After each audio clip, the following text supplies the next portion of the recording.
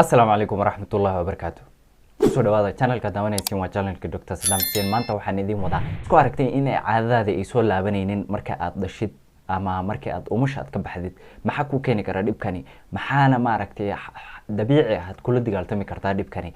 kow waxyaalaha ku keeni kara horta waa inaad ogaatid caadada waqtiga aad dhashid kadib oo caadada wareerka kula soo ziyaadaya waxa ay kamid yihiin marxaladooyinka caadiga ama dhibaatooyinka ama stageska caadiga ah gabadha ay marto. waa inaad ogaatid dhibkani wax ku keenaya caadadaada inay lunto.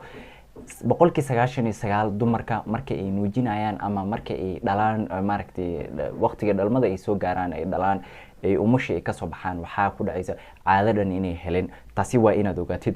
laakiin maxaa kale oo ku keeni kara caadadaada in ay wareerto ama irregular period wax loo yaqaan caado wareerka oo waqtiga aad dhashid kadib maxaa ku keeni kara?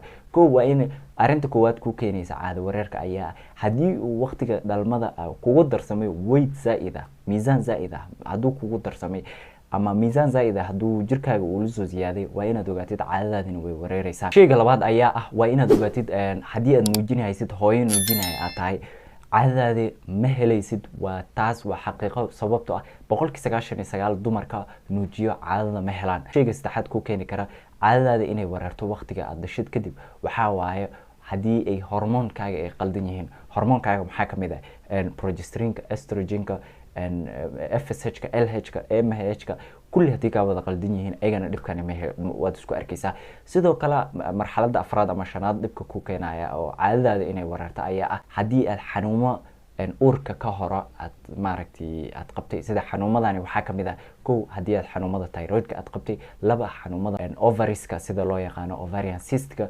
xanuumada oo polycystic ovarian cystka ah, hadii aad xanuumada oo burooyinka hoos aad markii hore aad qabtay inta aad uurka aad qaadin kulli way ku wada keenayaan. sidee kula tacaali kartaa dhibkani waqtiga aad dhashay kadib caado wareerka kula soo ziyaaday? dhibkani waxaad kula tacaali kartaa kow waa in aad iska ilaalisid waxa loo yaqaano stress oo idil, maskax buuq oo idil iska ilaali waqtigani sababtoo ah waxa uu ku keenaya dhibaatooyin zaid ah. sidoo kale waa inaad iska ilaali waa inaad ku dadaashid exercise-ka ama jimicsiga waa inaad ku dadaashid maadaama jimicsiga haddaad badsatid waxa uu kula soo ziyaadaya in ay hormoonadaada iyo jirkaaga miisaankaaga kulli ay wada saxmaan. sidoo kale waa inaad ku dadaashid cunada saxda ah.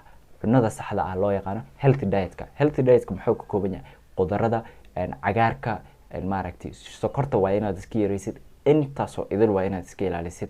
waxaan soo gaarnay gabagabadii gunaanadka barnaamijka. fadlan meel walba joogtid channelka kiilowina subscribe, like, share-ka. waxaan idin rajaynayaa sidaas iyo nabad